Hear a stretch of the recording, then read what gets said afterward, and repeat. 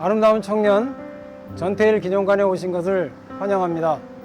저는 전태일 기념관 전시해설사 임도창입니다. 반갑습니다. 70년 11월 13일 근로기준법을 준수하라. 우리는 기계가 아니다. 일요일은 쉬게 하라며 외치며 분신한 거 했던 전태일을 기억하십니까? 전태일의 분신한 거 이후에 청계피복노동조합이 출범하고 또한 전태일 기념관 건립추진위원회, 전태일 기념사업회를 거쳐서 2009년도에 전태일 재단이 설립되고 2019년 4월 30일 바로 이곳 아름다운 청년 전태일 기념관이 개관하게 되었습니다. 전태일 기념관의 핵심 가치는 사랑, 연대, 그리고 행동을 핵심 가치로 하고 있습니다. 달팽이에 대해 혹시 아시나요? 달팽이는 우리가 밟으면 죽을 것 같고 매우 연약한 동물입니다. 그러나 늦되 느리지 않고 약하되 내면은 강한 것이 바로 달팽이입니다. 이와 같은 달팽이는 노동의 길, 인권의 길, 진보의 길과 너무나 닮아 있습니다. 이 달팽이들이 향하고 있는 길이 바로 어디입니까? 바로 노동인권의 길과 연결되어 있습니다.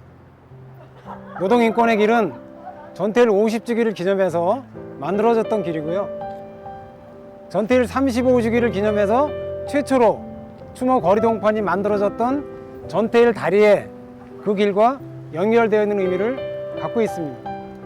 비록 느리지만, 비록 연약하지만 한 발 한 발 꾸준히 전진하는 달팽이와 같은 길을 우리 노동자들, 노동의 길, 인권의 길, 진보의 길로 함께 가는 우리 전태일 기념관과 함께 해주시기 바랍니다. 네, 바로 이곳이 전태일 동상입니다. 오른손에는 근로기준법을, 왼손은 따뜻한 사랑의 손길을 내밀고 있습니다. 전태일에게 근로기준법은 새로운 발견을 했던 큰 의미를 가지고 있습니다.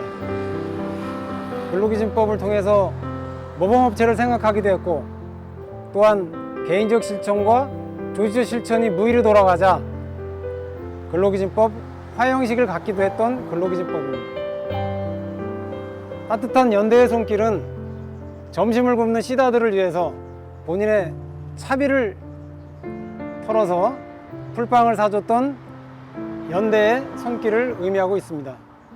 지금 이와 같은 전태일의 동상은 과거에 머무는 것이 아니라 미래로 나아가고 현재를 우리 함께하는 친근한 전태일의 이미지를 구현하고 있습니다.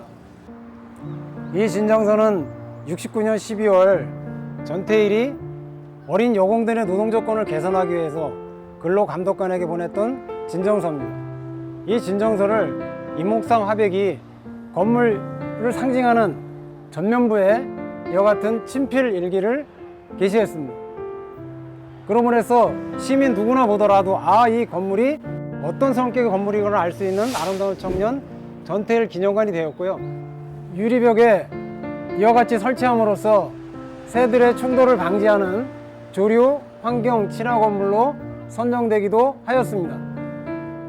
전태일 기념관 상설 전시실 이음태 오신 것을 환영합니다. 상설 전시실은 전태일의 어린 시절, 전태일의 평화시장에서의 생활, 전태일의 개인적 조직적 실천, 마지막으로 전태일의 분신한 거 이후에 우리 삶의 영향까지 내부로 나눠져 있습니다. 그러면 전태일의 어린 시절부터 보시러 가시겠습니다. 전태일은 48년 8월 26일 태어났습니다. 지금 살아계셨다면 75 나이시죠. 아버지께서 봉제업을 하셨는데 두 번의 큰 사업 실패로 대구에서 태어났지만 부산, 서울로 무려 25번이나 이사를 다녔습니다. 가난하고 어렵다 보니까 주로 살았던 집이 천막천, 흙벽집, 남의 집 대청마루 밑에, 또 남의 집 처마 밑에, 심지어는 서울역 인근의 염천교 다리 밑에서 생활하기도 하였습니다. 그러다 보니까 제대로 학교를 다닐 수가 없었습니다. 8살 때 정규 학교가 아닌 남대문 초등 공민학교를 들어갑니다. 그러다가 12살 때에 편입학 시험을 거쳐서 남대문 초등학교에 입학을 하지만 가정형편으로 이마저도 제대로 다니지 못합니다. 15살이 되어야 청옥 고등국민학교를 다녔던 이 시절을 전태일은 오히려 자기 일생에서 가장 행복했던 시절이라고 일기장에 쓰고 있습니다.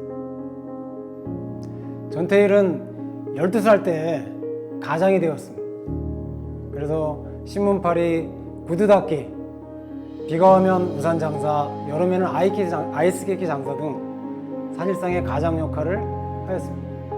어느 날 동대문 평화시장을 지나가다 보니까 구인 광고가 있는 거예요. 그런데 거기 시다를 모집하는데 시다는 그렇게 낯설지가 않았습니다. 왜냐하면 아버지께서 공제업을 하고 계셔서 늘 도와드렸던 일입니다. 그래서 큰맘 먹고 옷도 깨끗이 이렇게 갈아입고 평화시장 314에 시다로 취직을 하게 됩니다.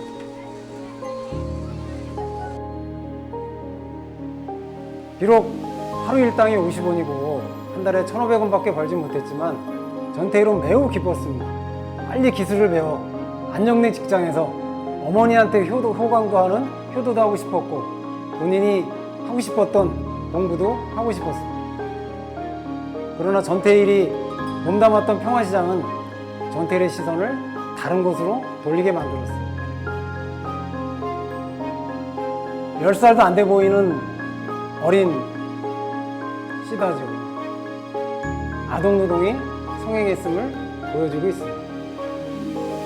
또한 이와 같은 공간을 반을 나눠서 밑에도 재봉틀을 놓고 위에도 재봉틀을 놓으면서 앉아서 일을 하면 일어설 수가 없는 구조.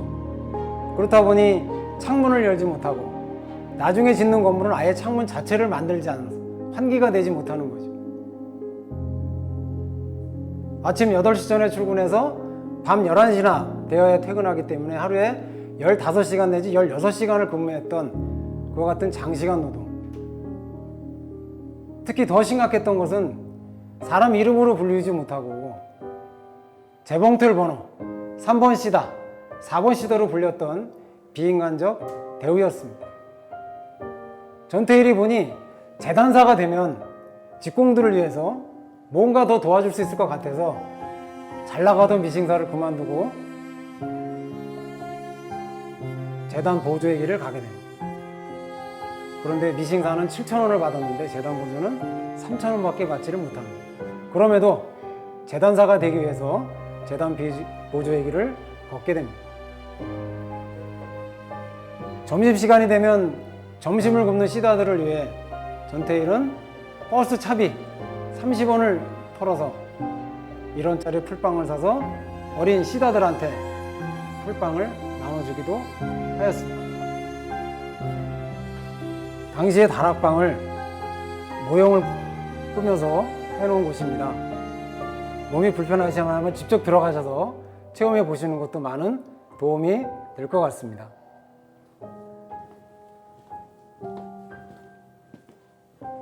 이곳은 반을 나눠서 1m 50 정도 높이의 구조만 똑같고요. 실제는 이렇게 환하지도 않았고 이렇게 쾌적하지도 못한 공간에서 8평 공간에 32명이 일했다는 기록이 있을 정도로 매우 열악한 곳에 일했던 바로 그와 같은 다락방입니다. 전태일은 드디어 바라던 재단사가 되었습니다. 재단사가 되자마자 시다들이 아프다 그러면 병원에도 보내주고 약국에도 갔다 오게 해주고 바쁘다고 하면 집에 들어가라고 대신 일을 해주기도 하였습니다.